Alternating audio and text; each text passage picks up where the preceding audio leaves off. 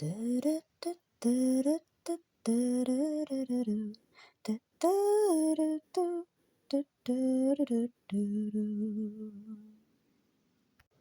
miteinander and welcome back. We're now on to chapter 22 of The Fairy Caravan by Beatrix Potter. It is never quite dark during spring nights in the north. All through the twilight night, Charles kept crowing. He was calling the circus company to breakfast, strike camp, and away before the sun came up. Jenny Ferret's fire still smouldered. She heaped on sticks to boil the kettle.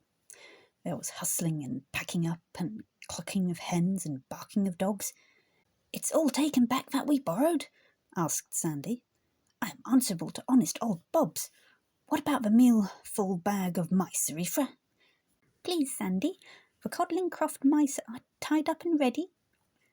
"Why only the mice of Codling Croft? Where are the other 9? Please, Sandy, might they ride to the top of Cuckoo Burrow? Then they could run home all the way inside the fence. They're afraid of owls, and besides, I did so want to meet their Belinda Woodmouse. We are sure to see her." "In short, they have remained, and they must be pulled," said Pony Billy good-humouredly. "Here's a worse difficulty. Who is going to pull the tilt cart?" "Paddy Pig is not fit for it," said Jenny Ferret, hurrying up with an armful of circus trappings. "That's all arranged," said Pony Billy. "Come along, Cuddy Simpson." The gypsy's donkey walked into the orchard on Metal's 4 new shoes. "Here come I, fit and ready to pull a dozen pigs. Good friends, I'll go with you to the hills for a summer run on the grass. Fetch me a straw rope, Sandy. I'm too big for Paddy Pig's breast straps." Sandy, cried Jenny Ferret, "the tent pole has been forgotten, and our little bucket at the well. Bother that crowing cock. Where is Icky Shepster?" The starling laughed and whistled, but he refused to leave the chimney stack. Paddy Pig was installed in the cart to ride in state. He was wrapped in a shawl and treated like an invalid. But he was in the highest possible spirits. He played the fiddle and squealed and joked. Sandy marched in front of the procession with his tail tightly curled. The cavalcade set off up the lane amidst the acclamations of the poultry and dogs. Cuckoo Brow Lane is a bonny spot in spring, garlanded with hawthorn and wild cherry blossoms. It skirts the lower slopes of the hill that rises behind Codling Croft. The meadows on their left were bathed in pearly dew. The lane still lay in the shadow of dawn. The sun had not yet topped the brow. As it rose, its beams touched the golden tops of the oak trees in Pringle Wood, and a faint smell of bluebells floated over the wall. Paddy Pig fiddled furiously. "I'll play them Scotch cap. I'll pop the weasel at them. Never again will I cross plank bridges to that abominable wood. Gee up, get along, Cuddy Simpson." The gypsy's donkey trundled the cart through the dead leaves in the lane, steadily pulling in the wake of a caravan. Tuppeny, Zarifra, and a visitor mice were all peeping through the mizzling curtains. "Is the wood full of fairies, Zarifra?" "Hush, till we get across the water, then I will tell you." "Here, you mice, let me brush up the crumbs. I want to open all the windows." Jenny Ferret was so accustomed to travel, no amount of jolts upset her housekeeping. "I might as well take down the curtains as we're going up to Goosey Foot." "Where's that, Jenny Ferret?" "Spring cleaning," replied Jenny Ferret briefly. Zarifra commenced to explain about the washerwoman up at the tarn, but Jenny Ferret bundled everyone out onto the caravan steps. Tuppeny rolled off under the surprised nose of Cuddy Simpson, who was brought to a sudden standstill, whilst Tuppeny was picked up amid squeaks of laughter. He was put to ride in a basket, one of several that were slung on the back of a caravan. Zarifra sat in a doorway, and a visitor mice hung on anywhere, like Cinderella's footman behind a pumpkin coach. They set up an opposition fiddling, and joked with Paddy Pig and the donkey. Indeed, Pippin fiddled so sweetly, presently they all joined in concert together, and the little birds in the trees sang to them also as they passed along. First Robin sang, little lad, where wast thou born? Far off in Lancashire, under a thorn, where they sup sour milk in a ram's horn." Pippin did not know that tune, so he began another.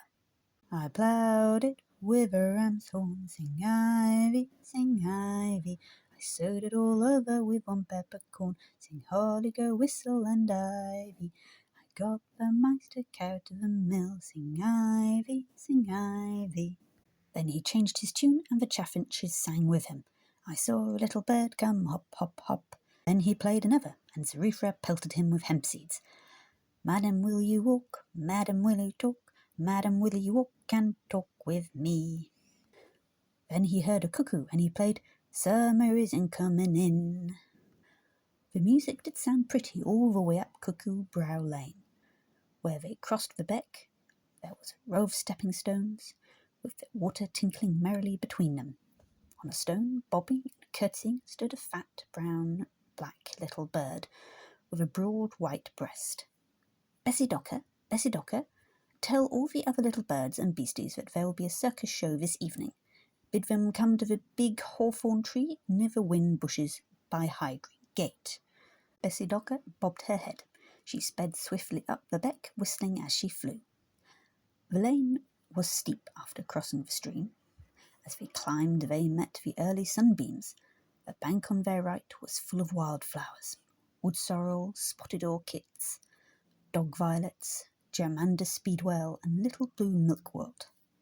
See, cried Zarifra, the milkwort! The milkwort is coming with the grass in spring. The grass is coming with the soft south winds. Listen to the lambs. They are before us in the other lane. Sandy had been in advance of the procession. He turned back. Wait a little while, Pony Billy. Wait with a stone behind the wheel. The sheep are going up the intake pastures in charge of the Bobs and Matt. Let them game a start. Before us at the meeting of the lanes. It is slow work driving lambs. How they bleat and run back and forward. Their own mothers call. They run to each other's mothers and bawl and push. Here under this sunny hedge I could pleasantly eat a bite and rest, said Cuddy Simpson. Put some stones behind the wheels and unharness the cart. May we get down and play? We've been shut up for so long, me and Tuppeny. Yes, yes. Go and play, but do not get left behind. Zarifra clapped her little hands. Oh, look at the flowers! What is that peeping at us, Zarifra, with bright black eyes? Said Tuppeny, pointing to something that rustled amongst the hedges. It is my dearest Belinda Woodmouse. Oh, what a happy meeting! Belinda was a sleek brown mouse. She was larger than the house mouse and more active than Zarifra. Tuppeny turned shy and stared at her very solemnly, but her sprightliness soon reassured him.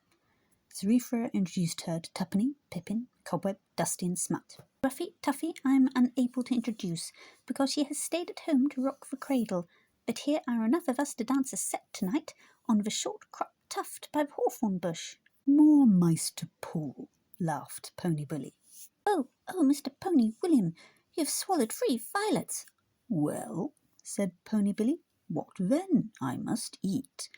I do not think they liked it, said Zarifra doubtfully. Could you not eat young nettles like Cuddy Simpson?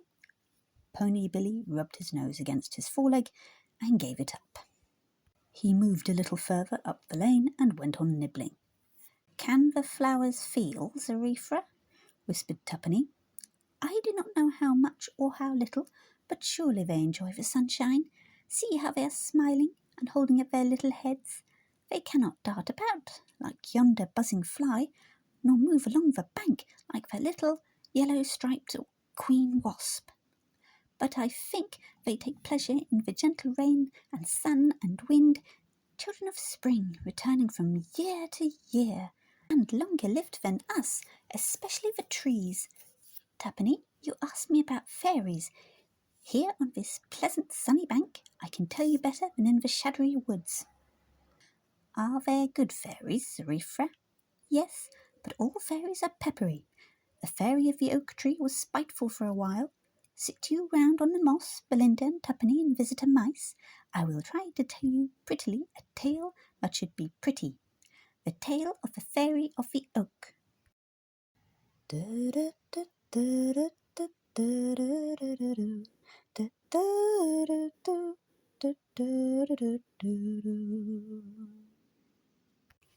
Danke.